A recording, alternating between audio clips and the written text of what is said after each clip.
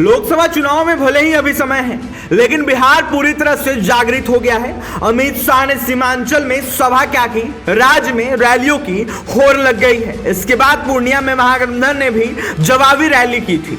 अब इस खेल में एआईएमआईएम और राष्ट्रीय लोक जनता दल भी शामिल हो चुके हैं। एआईएमआईएम चीफ असदुद्दीन ओवैसी जहां अधिकार पद यात्रा पर निकले हुए हैं, तो वहीं दूसरी तरफ उपेंद्र कुशवाहा विरासत बचाओ यात्रा पर निकल चुके हैं। लेकिन राजनीतिक जगत में इस बात को लेकर हलचल है कि सीमांचल में ओवैसी की यात्रा और नालंदा में उपेंद्र कुशवाहा की यात्रा लोकसभा चुनाव को प्रभावित कर सकता है। खास तौर पर महागठबंधन की राजनीति को ऐसा इसलिए कि इन दिनों नेताओं की यात्रा महागठबंधन के वोट बैंक पर ही चोट करेगी। माना जा रहा है कि पर्दे के पीछे से बीजेपी का ये महागठबंधन पर डबल अटैक है। देखा जाए तो बीजेपी ऐसा करवा रही है, लगातार आरोप भी लग रहे हैं। बिहार वैसे ही कहीं ना कहीं चुनावी सरगर्मी के साथ करवट बदल रहा है, तो वहीं एक तरफ अमित शाह के दौरे और महागठबंधन की रैली ने तो राजनीतिक उफान ला ही दी है। देखा जाए तो उस पर अब ओवैसी के सीमांचल दौरा ने महागठबंधन की धड़कन को तेज कर दिया है। मिली जानकारी के अनुसार असदुद्दीन ओवैसी भी बिहार के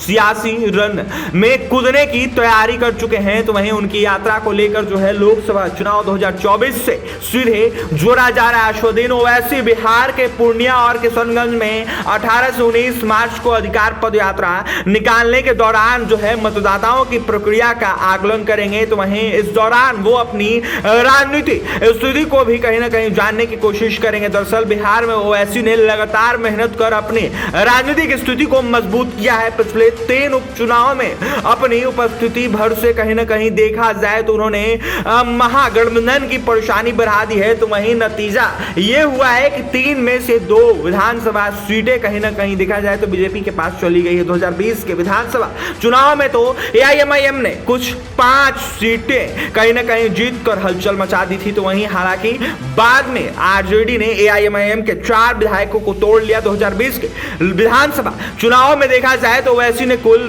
20 उम्मीदवार उतारे थे। उनकी पार्टी को कुल 5,23,269 वोट मिले थे। तो वहीं लोकसभा चुनाव में कहीं ना कहीं देखा जाए तो ओवैसी के उम्मीदवारों ने अल्पसंख्यकों की जो वोट है वो काट ली थी। तो वहीं वोटों के एक हिस्से को अपने पाले में कर लिया था। तो वहीं देखा जाए तो इससे कहीं ना कहीं बीजेपी को फायदा होने की संभावना से इनकार नहीं किया जा सकता है। देखा जाए तो बीजेपी को फायदा हो रहा है। महागठबंधन की राजनीति कहीं ना कहीं देखा जाए ध्वस्त होते हुए नजर आ रही है बिहार में। तो वहीं महागठबंधन के नेता कहीं ना कहीं देखा जाए तो हमेशा पीछे दिखते नजर आ रहे हैं, क्योंकि एक तरफ विरासत बचाओ यात्रा पर उपेंद्र कुशवाहा, दूसरी तरफ ओवैसी अपना यात्रा कर रहे हैं। तो देखने वाली बात यह होगी क्या कुछ होता है। लगातार डबल अटैक पर्दे के पीछे से बीजेपी करवा रही है महागठबंधन में। तो देखने वाली बात होगी क्या कुछ होता है। और तमाम खबरों के लिए NBC 24 के साथ बन रहे हैं। बहुत बहुत धन्यवाद।